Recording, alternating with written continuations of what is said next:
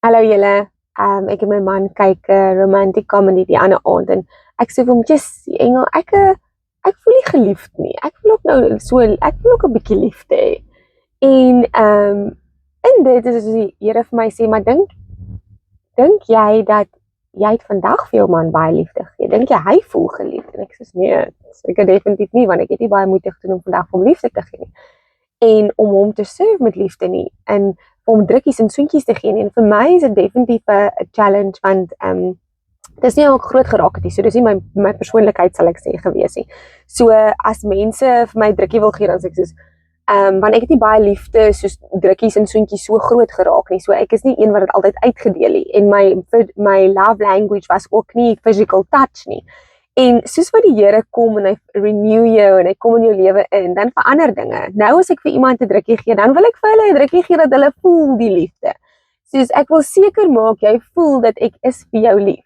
Nie net vinnig drukkie en weggee nie. En dis dieselfde soos wat ons love languages verander in die Here ook. Maar my punt is, ons is baie maklik om te sê ek wil geliefd voel deur my man en my man moet meer liefde gee vir my of my kinders dit of 'n vriendin.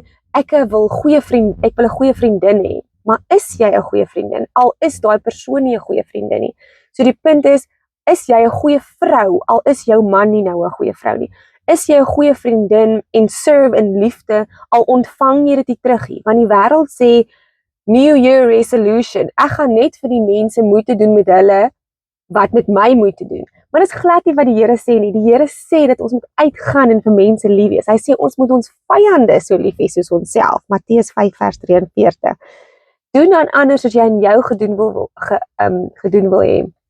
So het die Here dadelik by vra, maar dink jy hy voel geliefd? Dus ek sê, André, jy moet ook jou sokkies optrek. Ja, dit was 'n moeilike dag of 'n besige week, maar op die ou ende van die dag, so wil ons geliefd wees, maar ons wil dit nie uitdeel nie. We don't want to serve, we want to be served. En die Here sê ons moet gaan serve. Colossians 3 verse 23.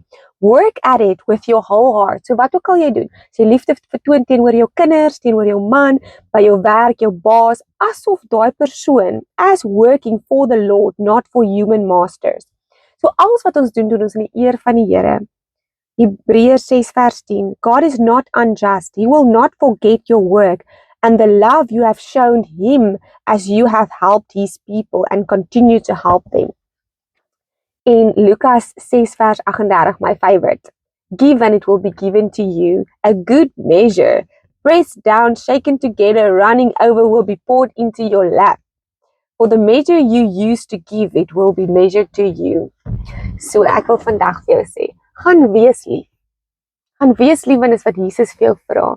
Wees daai vriendin wat altyd eers die boodskap stuur. God gaan vir jou uitdeel soos wat jy ook uitdeel. En ons kan nie goed verwag wat ons nie eens bereid is om uit te deel nie. Okay. Julle moet 'n lekker dag hê. Bye.